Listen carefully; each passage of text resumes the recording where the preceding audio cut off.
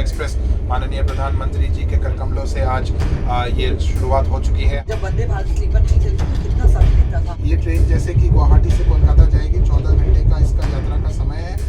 दूसरी ट्रेनें जो यहाँ इस रूट पे चलती है वो करीब 17 से 18 घंटे लेती है, समय कम लगेगा। छोटे छोटे स्टेट्स जो जुड़े हैं उसके बारे में गुवाहाटी की बात करें तो ये पूरे पूर्वोत्तर का एक केंद्र बिंदु है। तो जो हम जो 7 सिस्टर्स की बात करते हैं, साथ ही साथ सिक्किम की राज्य की भी ये जो रूट होती है वो उन राज्यों के भी यात्रियों को मदद करेगी। साथ ही साथ असम और पश्चिम बंगाल के जो यात्री हैं उनको तो इससे मदद होगी ही। दूसरे वंदे भारत और इसमें जो खास करके मेन जो डिफरेंस है, पहला तो ये कि ये एक स्लीपर ट्रेन है, यहाँ पे आप सो के जा सकते हैं।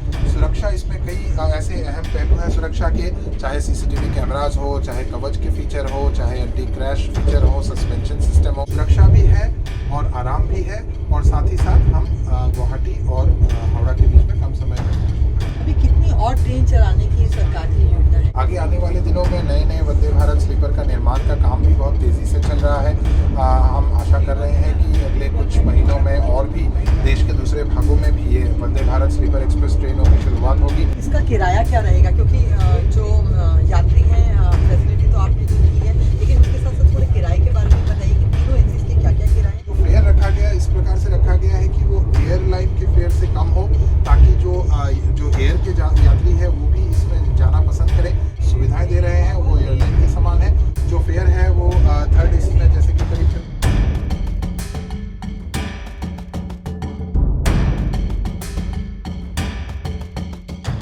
हम अभी गुवाहाटी में हैं, जहां से पहली वंदे भारत स्लीपर जो ट्रेन है वो स्टार्ट हुई है, और हमारे साथ यहां से CPRO के शर्मा जी जुड़े हुए हैं। आइए हम उनसे पूछते हैं कि वंदे भारत ये पहली ट्रेन जो है सबसे पहले बंगाल को संभाल रही है, इसको आप किस तरीके से देखते हैं? इससे पहले जो वंदे भारत जो आपकी आई थी सेटिंग वाली, और इसमें क्या इसमें आपको अलग से वो चीज़ें बात? जी, सबसे पहले तो आपने सही कहा कि बहुत ही महत्वपूर्ण दिन है। भारतवर्ष का पहला वंदे भारत स्लीपर एक्सप्रेस माननीय प्रधानमंत्री जी के कर कमलों से आज ये शुरुआत हो चुकी है। हम लोग गुवाहाटी के कामाख्या स्टेशन से अभी रवाना हो चुके हैं और हावड़ा की तरफ हम जा रहे हैं। ये जो आप कह रहे हैं कि दूसरे वंदे भारत और इसमें जो खास करके मेन जो डिफरेंस है, पहला तो ये कि ये एक स्लीपर ट्रेन है, यहाँ पे आप सो के जा सकते हैं। क्योंकि जो चेयर कार होता है वहाँ पे जो सफ़र है वो 8 घंटे या 10 घंटे से ज़्यादा हम कर नहीं सकते बैठ के। बट अभी क्योंकि स्लीपर का फैसिलिटी है तो हम लंबी दूरी की ट्रेनें हम अभी चला सकते हैं। ये ट्रेन जैसे कि गुवाहाटी से कोलकाता जाएगी, 14 घंटे का इसका यात्रा का समय है। दूसरी ट्रेनें जो यहाँ इस रूट पे चलती है वो करीब 17 से 18 घंटे लेती है, समय कम लगेगा। सुरक्षा इसमें कई ऐसे अहम पहलू हैं सुरक्षा के, चाहे सीसीटीवी कैमराज हो, चाहे कवच के फीचर हो, चाहे एंटी क्रैश फीचर हो, सस्पेंशन सिस्टम हो, और कंफर्ट के लिए भी जैसे सीट की जो डिज़ाइनें हैं, चाहे मोबाइल फ़ोन चार्जर की हम बात करें, खाने का हम यहाँ का जो अरेंजमेंट की बात करें, जो लैडर दिया गया है, टॉयलेट का जो डिज़ाइन है और स्पेशियस प्रकार के टॉयलेट्स हैं, तो सुरक्षा भी है और आराम भी है, और साथ ही साथ हम गुवाहाटी और हावड़ा के बीच में कम समय में पहुँच पाएंगे। कितना इससे पहले जब वंदे भारत स्लीपर नहीं चलती तो कितना समय लेता था लोगों को वहां तक पहुंचने के लिए?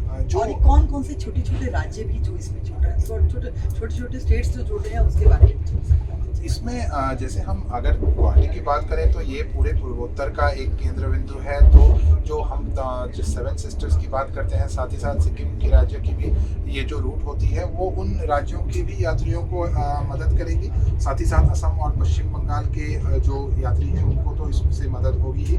दूसरी ट्रेनें अभी 17 से 18 घंटे लेती हैं और ये 14 घंटे लेंगी, तो 3 से 4 घंटे करीब बचत होगी। सर, इसका किराया क्या रहेगा? क्योंकि जो यात्री हैं फैसिलिटी तो आपने जो दी है, लेकिन उसके साथ साथ थोड़े किराए के बारे में बताइए कि तीनों एजेंसीज के क्या क्या किराए हैं और क्या क्या अदर फैसिलिटीज आप लोगों ने दी है इस ट्रेन में? ये जो डिज़ाइन किया गया है ये फुल सर्विस की तरह डिज़ाइन किया गया है, जिसमें कि खाने की सुविधा, ब्लैंकेट के जो जैसे कि नए प्रकार के ब्लैंकेट्स और लिनन का भी यहाँ व्यवस्था किया गया है। यहाँ पे जो एंटीबैक्टीरियल टाइप के जो मटेरियल्स यूज़ किए गए हैं, तो ये तमाम चीज़ें भी इसके साथ ही इंक्लूडेड है। जो फेयर रखा गया इस प्रकार से रखा गया है कि वो एयरलाइन के फेयर से कम हो, ताकि जो एयर के यात्री है वो भी इसमें जाना पसंद करें। भले ही इसमें आप फ्लाइट से समय थोड़ा ज़्यादा लग सकता है, लेकिन जो कंफर्ट है और जो ये क्योंकि रात्रिकालीन एक सेवा है, आप रात को सो के सुबह पहुंच सकते हैं, तो वो कंफर्ट और वो कन्वीनियंस एक हमें मेरे ख्याल से एयरलाइन के बराबरी का मैं मानूंगा। जो फेयर है वो थर्ड एसी में जैसे कि करीब 2300 रुपये होगी, कामाख्या से लेकर हावड़ा तक। सेकेंड एसी में करीब 3000 रुपये होगी, फर्स्ट एसी में करीब 3600 रुपये होगी। तो जो इस प्रकार की है कि आप एयरलाइन से तो कम है, लेकिन जो हम सुविधाएं दे रहे हैं वो एयरलाइन के समान है। साथ ही साथ जो कंफर्ट और एक रात को सोने का रात्रिकालीन सेवा है वो एक अलग इसका महत्व है। अभी कितनी और ट्रेन चलाने की सरकार की योजना है? कितनी और ट्रेन अभी स्लीपर्स आएंगी? अभी जैसे आप देख रहे हो कि ये 2 दिन में 13 नए ट्रेनों का सौगात माननीय प्रधानमंत्री जी ने दिया है असम तथा पश्चिम बंगाल को। आगे आने वाले दिनों में नए वंदे भारत स्लीपर का निर्माण का काम भी बहुत तेज़ी से चल रहा है। हम आशा कर रहे हैं कि अगले कुछ महीनों में और भी देश के दूसरे भागों में भी ये वंदे भारत स्लीपर एक्सप्रेस ट्रेनों की शुरुआत होगी और देश भर में हम इस अत्याधुनिक सुविधा से हम सफ़र कर पाएंगे। वहाँ का जो खाना का आनंद है, हर एक स्टेट का अपना अपना खाने का जो स्वाद है उसका भी हम लोग आनंद लेते हैं। यानी कि यात्रियों के लिए एक तरीके से ये बहुत ही कंफर्ट जोन वाली आप लोगों ने शुरू की है, इसमें आपने लोगों को ज़्यादा से ज़्यादा सुविधा देने की। अभी आप थोड़ी देर पहले एक ऑटोमेटिक दरवाजे की बात कर रहे थे कि यात्रियों की सेफ्टी को भी इसमें ध्यान रखा गया, तो थोड़ा सा उसके ऊपर भी थोड़ा जैसे यात्रियों की सेफ्टी के लिए एक तो हो गया सीसीटीवी कैमराज। यहाँ पे हर एक कोच में सीसीटीवी कैमराज है। यहाँ पे एक आपातकालीन बटन का सिस्टम रखा गया है ताकि ऐसा नहीं हो सकता है कि कोई भी चोरी करके अलार्म खींच के ट्रेन से उतर जाए, क्योंकि दरवाजे बंद होने के बाद कोई ऊपर चढ़ या उतर नहीं सकता। अलार्म चेन नहीं है। इसमें आपातकालीन स्थिति में आप लोको पायलट या ट्रेन मैनेजर से बात कर सकते हो और ट्रेन को रुकवा जरूर सकते हैं, लेकिन ये तमाम चीज़ें जो है जिससे कि सुरक्षा और बेहतर हो। फोग भी बहुत रहती है, उसको लेकर भी क्या कुछ प्रयास किए जा रहे हैं? जैसे अक्सर क्या होता है सर्दियों के मौसम में अंदर फोग हो जाता है तो ट्रेन हमेशा लेट हो जाती है, तो उसके लिए भी क्या सरकार ने कुछ उपाय ऐसे किए हैं? फॉग के लिए जो हम लोगों का फॉग सेफ्टी डिवाइसेस है वो तो हर एक ट्रेन में लगाए जा रहे हैं। इसके अलावा भी जैसे कवच सिस्टम आ जाएगा तो तब काफ़ी सुरक्षित हो जाएगा, क्योंकि अभी जो मेन समस्या आती है जो कोहरे के कारण वो ये होती है कि सिग्नल जो है वो सिग्नल का इंडिकेशन देखने में लोको पायलट्स को दिक्कत होती है। तो अब जैसे जो फॉग सेफ्टी डिवाइसेस लगे हुए हैं उसमें आगे आने वाले सिग्नल के बारे में पहले ही पता चल जाता है, और जब कवच आ जाएगी तो जब कवच के साथ साथ ऑटोमेटिक वो सेफ्टी भी आ जाएगा।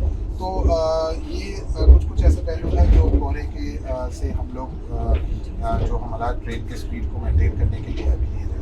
हमारे साथ के शर्मा जी उन्होंने बताया कि किस तरीके से इन्होंने फर्स्ट सेकंड थर्ड एसीज के अंदर बहुत अच्छी सी फैसिलिटी रखी, लेकिन इसके अंदर एक थर्ड एसी के अंदर जो एक चीज़ के ब्लू है वो मैं आपको बताती हूँ कि थर्ड एसी के अंदर फर्स्ट एसी के अंदर क्या है, दरवाजे बटन से ओपन होते हैं, लेकिन उसका जो मिरर है वो पूरी तरह से क्रीमी है। और लेकिन जब आपको अगर कोई आपका दरवाज़ा नॉक करता है तो आप उस बटन को, ग्रीन बटन को जैसे दबाएंगे तो वो पूरा ट्रांसपेरेंट हो जाएगा और लोगों को यानी कि आसानी से वो बाहर देख सकते हैं कि कौन उनके दरवाजे को नॉक करे और कैसे अंदर आ सकता है। तो ये ये भी एक अच्छा, यानी कि इसमें हर तरीके से इन्होंने बताया कि हर तरीके से बहुत अच्छी सुविधाओं के साथ लेस किया गया, आधुनिक चीज़ों को इसके साथ जोड़ा गया है। जो राजधानी या अदर जो जितनी भी हमारी वो ट्रेनें थी जो उसमें नहीं थी, उस चीज़ों को सुधार करते हुए ये वंदे भारत स्लीपर ट्रेनें चलाई गई हैं। तो अच्छा लगा आपके साथ बातचीत करके, आपने इस तरीके से हमारे लोगों को जानकारी दी। मैं अंजलि भाटी, शर्मा।